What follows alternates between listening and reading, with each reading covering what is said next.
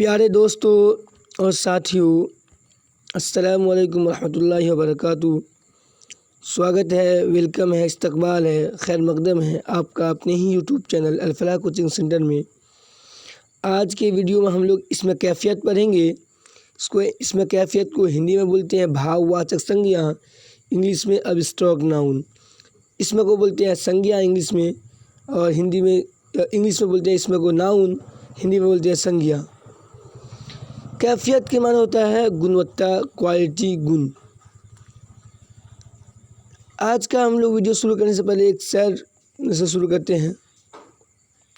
तो अपने मन में डूब कर पाजा सुरागे ज़िंदगी, तो अपने मन में डूब कर पाजा सुरागे ज़िंदगी, तो मेरा बन या न बन अपना तो बन। यानी इस शेर का मतलब हुआ कि किसी के लिए नहीं पढ़ना, खुद के लिए पढ़ना है।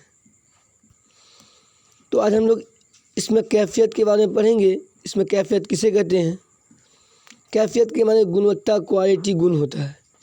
जैसे बचपन, जवानी, बुढ़ापा, गरीबी, दोस्ती, नेकी, प्यार, पढ़ाई, लड़ाई, जीत, हरियाली, सफ़ेदी, मिठास, लाली। जो इसमें किसी कैफियत, हालत या जज्बा को जाहिर करे, जो इसमें किसी कैफियत, हालत या जज्बा को जाहिर करे, उसे क्या कहेंगे हम लोग? उसे कहेंगे इसमें कैफियत। क्या बोलेंगे? इसमें कैफियत।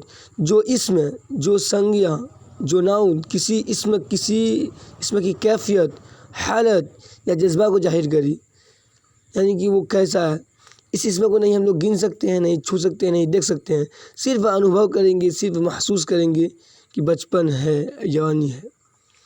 उम्मीद करते हैं कि आपको ये वीडियो पसंद आया होगा।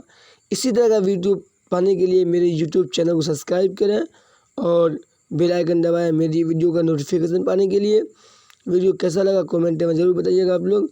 मिलते हैं अगले वीडियो में, जब तक के लिए थैंक यू, शुक्रिया, ऑल द बेस्ट।